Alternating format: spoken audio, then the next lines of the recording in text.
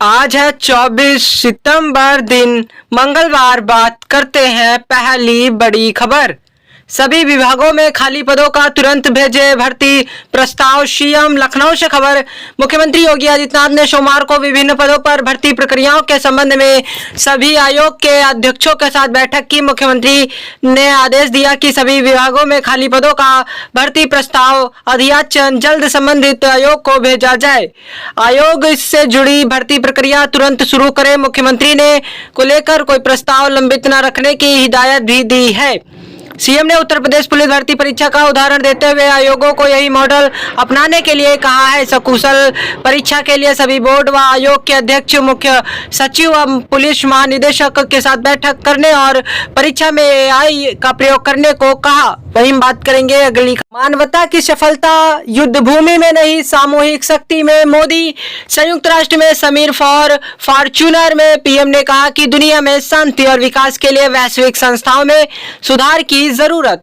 संयुक्त राष्ट्र प्रधानमंत्री नरेंद्र मोदी ने संयुक्त राष्ट्र में आतंकवाद और साइबर, समुद्री व अंतरिक्ष जैसे क्षेत्रों में संघर्ष के नए क्षेत्रों का मुद्दा उठाया। उन्होंने कहा कि इन मुद्दों पर कार्रवाई वैश्विक महत्वाकांक्षा से मेल खानी चाहिए। संयुक्त राष्ट्र के समीर फॉर्च्यूनर, इस्माइल, हमास युद्ध व यूक्रेन संकट समेत दुनिया भर में संघर्षों की पृष्ठभूमि में पीएम मोदी ने कहा कि मानवता की सफलता हमारी सामूहिक शक्ति में निहित है और युद्ध के मैदान में नहीं। दुनिया में शांति व विकास के लिए वैश्विक संस्थाओं में सुधार जरूरी है। दुनिया भर में आए नेताओं को संबोधित करते हुए पीएम मोदी ने कहा, नमस्कार, मैं संयुक्त राष्ट्र में। वहीं बात करेंगे। एनकाउंटर को अपनी ताकत मानते हैं सबसे कमजोर लोग। अखिलेश। लखनऊ से खबर छपा। अध्यक्ष अखिलेश यादव ने कहा कि सबसे कमजोर लोग एनकाउंटर को अपनी शक्ति मानते हैं।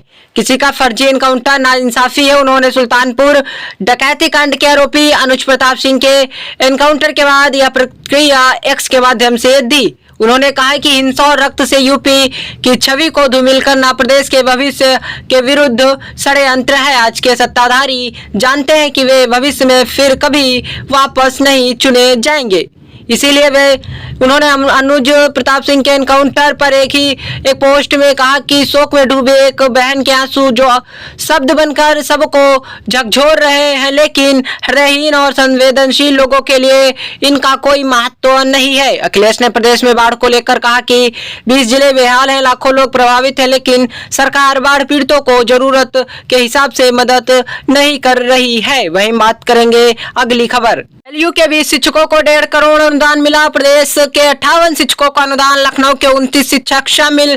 लखनऊ संवाददाता। एलयू के 20 शिक्षकों को सेंटर ऑफ एक्सीलेंस के तहत प्रोजेक्ट के लिए अनुदान दिया गया है। उच्च शिक्षा विभाग के विशेष सचिव की ओर से प्रदेश के 8 विश्वविद्यालयों को आदेश जारी किया गया है, जिसमें यूपी के 58 शिक्षकों को 3.88 करोड़ का अनुदान मिला है। एलयू के 20 शिक्षकों को 1.52 करोड़ मिले हैं। एलयू शिक्षकों में प्राणी शास्त्र विभाग की प्रोफेसर डॉक्टर गीतांजलि मिश्रा को 3.60 लाख, शैली मलिक को 4। अगली खबर। एकेटीयू सुप्रीम कोर्ट से राहत। कैंपस में जल्द होंगे बीटेक प्रवेश। लखनऊ से खबर। डॉक्टर एपीजे अब्दुल कलाम प्राविधिक विश्वविद्यालय एकेटीयू में इस साल में कैंपस से शुरू होने वाले बीटेक कोर्स में प्रवेश को लेकर रास्ता साफ हो गया है। विश्वविद्यालय प्रशासन को यहां पर प्रवेश के लिए सुप्रीम कोर्ट से अनुमति मिल गई है। इसके साथ ही विश्वविद्यालय से 2 अन्य कॉलेजों को MBA की समृद्धता भी मिली है। यहाँ भी प्रवेश लिया जाएगा। 10 सितंबर को शासन से विश्वविद्यालय को 4 ब्रांचों में 180 सीटों पर बीटेक प्रवेश की अनुमति मिली थी। विश्वविद्यालय इसका संचालन सेंटर फॉर एडवांस स्टडीज में करेगा, किंतु जब तक विश्वविद्यालय को इसकी अनुमति मिलती है तब तक प्रवेश की निर्धारित समय सीमा पूरी हो चुकी थी। यही वजह रही कि एकेटीयू इसमें राहत के लिए सुप्रीम कोर्ट गया था। इसके साथ ही all India counselling for technical education AICTE की भी कुछ कॉलेजों की समृद्धता को लेकर सुप्रीम कोर्ट गया था। एकेटीयू के कुलपति प्रो JP पांडे ने बताया कि वहीं बात करेंगे अगली खबर। प्याज के दामों को काबू करने के लिए सरकार ने बम्पर स्टॉक से बिक्री बढ़ाई। देश में 35 रुपए प्रति किलो की दर से प्याज की खुदरा बिक्री करेगी सरकार। नई दिल्ली से खबर। केंद्र सरकार ने हाल ही में निर्यात शुल्क हटाए जाने के बाद खुदरा कीमतों में आई उछाल के मद्देनजर थोक बाजारों में बम्पर स्टॉक से बिक्री बढ़ाकर प्याज की कीमतों पर अंकुश लगाने के प्रयास तेज कर दिए। उपभोक्ता मामलों की सचिव निधि खरे से कहा कि केंद्र दिल्ली और अन्य प्रमुख शहरों के थोक बाजारों में अपने बम्पर स्टॉक भंडार से प्याज निकालना शुरू कर दिया है ताकि पूरे प्रदेश में सब्सिडी वाले प्याज की खुदरा बिक्री की जा सके। खरे ने कहा कि निर्यात शुल्क में कीमतों हटाने के बाद कीमतों में उछाल का अनुमान था हमारे 4.7 लाख टन। वहीं बात करेंगे अगली। नवरात्र में देवी मंदिरों से देंगे मिशन शक्ति का संदेश। लखनऊ से खबर। प्रदेश में महिलाओं व बालिकाओं की सुरक्षा, सम्मान व स्वावलंबन के लिए विशेष अभियान मिशन शक्ति चलाया जा रहा है। संस्कृति विभाग शारदीय नवरात्र में 3 से 12 अक्टूबर तक प्रदेश के देवी मंदिरों व शक्तिपीठों में महिलाओं बालिकाओं की भागीदारी सुनिश्चित करेगा।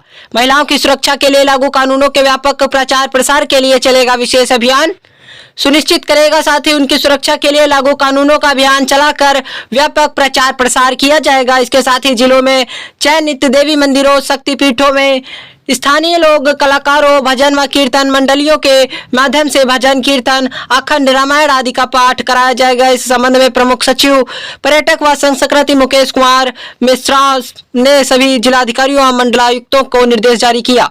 वहीं हम बात करेंगे प्रमुख सचिव आजकल करेंगे महाकुंभ के कार्यों की समीक्षा। मंडलायुक्त, डीएम और मेलाधिकारी संघ अन्य विभागों के अफसरों से करेंगे चर्चा। प्रयागराज से खबर। अम्पेक्स कमेटी की बैठक से पहले प्रमुख सचिव नगर विकास अमृत अभिजात महाकुंभ के कार्यों की समीक्षा तथा निरीक्षण करेंगे। इस बाबत वह मंगलवार और बुधवार को शहर में रहेंगे। मंगलवार को वह अलग अलग विभागों के कार्यों का निरीक्षण करेंगे। प्रमुख सचिव नगर निगम तथा जल निगम के कार्यों की भी समीक्षा करेंगे। अम्पेक्स कमेटी की बैठक 4 अक्टूबर को प्रयाग में होगी। अधिकारियों संग महाकुंभ की तैयारियों पर चर्चा करेंगे। प्रयागराज में ही रात्रि विश्राम के बाद बुधवार को सुबह 10 बजे से मंडलायुक्त, जिलाधिकारी, मेलाधिकारी, नगर आयुक्त संघ अन्य विभागों के अधिकारियों संग बैठक कर महाकुंभ 2025 की तैयारियां की समीक्षा करेंगे। वहीं बात करेंगे अगली खबर। काली सूची की कंपनी को अगस्त में दिया टेंडर, सितंबर में किया बाहर। बिजली के मीटर लगाने का मामला। गोवा में ब्लैक लिस्टेड हो चुकी है कंपनी। लखनऊ से खबर। विद्युत वितरण निगम ने जिस कंपनी को सितंबर में मीटर की टेंडर प्रक्रिया से बाहर कर दिया है उस पर अगस्त माह में बेरहम दिखाई गई, जबकि यह कंपनी उस वक्त भी गोवा में काली सूची में डाली जा चुकी थी। ऐसे में उपभोक्ता परिषद ने टेंडर क्रिया निर्धारण में लगे अधिकारियों को जांच कराने की मांग की है। उत्तर प्रदेश में स्मार्ट प्रीपेड मीटर लगा रही जीनस व एचपीएल को 5 अगस्त को गोवा में काली सूची में डाल दिया गया। इसकी वजह कार्य की गुणवत्ता मानक के अनुरूप न पाया जाना बताया गया। उसमें जीनस की उत्तर प्रदेश में करीब 70 करोड़ से अधिक का स्मार्ट। उपभोक्ता परिषद के अध्यक्ष अवधेश कुमार वर्मा ने कहा कि जिन दिन ये कंपनियां गोवा में काली सूची में डाली गई थी उसके बाद ही उन्हें उत्तर प्रदेश में कार्य करने से रोकने व गोवा से प्रपत्र मांगकर कार्रवाई करने की मांग की गई थी। वहीं बात करें ट्रिम्पल आईटी का दीक्षांत समारोह। 5 को 28 मेधावियों को मिलेगा मेडल। कार्यक्रम में राष्ट्रपति के आने की संभावना। प्रयागराज से खबर। भारतीय सूचना प्रौद्योगिकी संस्थान ट्रिम्पल आईटी का 19वां दीक्षांत समारोह 5 अक्टूबर को होगा। इस कार्यक्रम में राष्ट्रपति के आने की संभावना है। कार्यक्रम दोपहर 2:30 बजे से शुरू होगा। इसमें बीटेक, एमटेक और एमबीए पाठ्यक्रमों के 28 मेधावियों को उपाधि दी जाएगी। दीक्षांत समारोह को सितंबर में कराने की तैयारी थी। राष्ट्रपति के आगमन को देखते हुए तिथि में परिवर्तन किया गया। इस बार बीटेक आईटी के छात्र इंदर सोनू को चेयरमैन स्वर्ण पदक समेत 3 पदक मिलेंगे। एमबीए में मान्यता हरिशंकर यादव को स्वर्ण पदक, दीपाली बहुजा को रजत और स्मृति त्रिपाठी को कांस्य पदक मिलेगा। काजल कौशल जोशी, ख्याति महेश चंद्र, सोनू मेधा तिवारी, अंजनी साहू के तरुण सिंह को दाता पद दिया जाएगा। लखनऊ से खबर। रोडवेज बसों के फास्टैग हैक, 2 करोड़ की चपत की आशंका। साइबर थाने में दी तहरीक।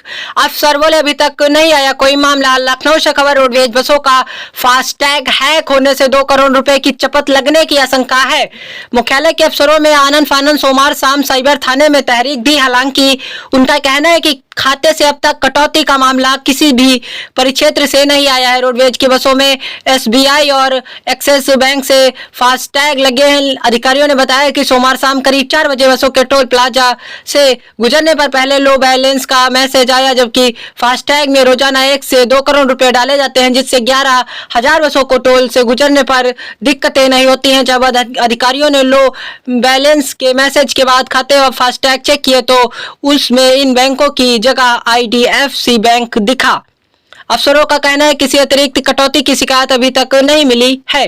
सुरक्षा के लिहाज में एक्सेस। वहीं बात करेंगे अगली खबर। सोशल मीडिया पर सक्रियता बढ़ाएंगे सपाई। लखनऊ से खबर सपा के पदाधिकारी और कार्यकर्ता सोशल मीडिया पर अपनी सक्रियता बढ़ाएंगे। इसके जरिए वे जहां सपा सरकार में हुए कामों को जनता के सामने रखेंगे, वहीं भाजपा के वैचारिक मामलों का भी जवाब देंगे। पार्टी के वरिष्ठ नेता भी समर्पित कार्यकर्ताओं का सोशल मीडिया प्लेटफॉर्म पर फॉलो अनुसरण करेंगे। इसके लिए जरूरी निर्देश जारी कर दिए हैं। पार्टी में विधानसभा उपचुनाव से पहले सोशल मीडिया से भी आम मतदाताओं को अपने पक्ष में करने के लिए अभियान चलाने का निर्णय लिया है।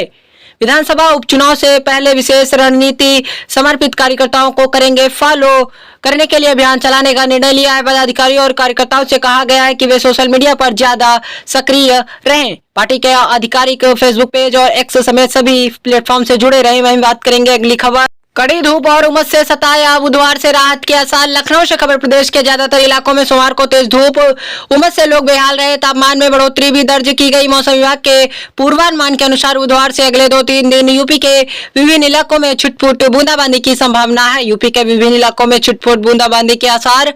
इसकी शुरुआत पूर्वी यूपी से होगी। इस दौरान पूर्वा हवाएं भी चलेंगी, जिससे लोगों को उमस भरी गर्मी से राहत भी मिलेगी। मौसम वैज्ञानिक दानिश के मुताबिक बंगाल की खाड़ी में बन रहे कम दबाव की वजह से बुधवार से प्रदेश के विभिन्न इलाकों में बूंदाबांदी के आसार हैं। प्रदेश में सोमवार को प्रयागराज सबसे गर्म रहा। यहाँ अधिकतम तापमान 38 डिग्री सेल्सियस रिकॉर्ड किया गया। वहीं गोरखपुर में 37.4 और वाराणसी में 37.3 डिग्री सेल्सियस तापमान दर्ज हुआ। न्यूनतम तापमान की बात करें तो गाजीपुर में 23.5 डिग्री, चुर्क में 24.4 डिग्री, अयोध्या में 25 डिग्री सेल्सियस तापमान रहा। उत्तर प्रदेश की रोजाना की खबरों से अप टू डेट रहने के लिए यूपी न्यूज अपडेट चैनल को सब्सक्राइब करें और वीडियो को लाइक शेयर जरूर करें और घंटी का बटन दबाना बिल्कुल भी ना भूलें। धन्यवाद।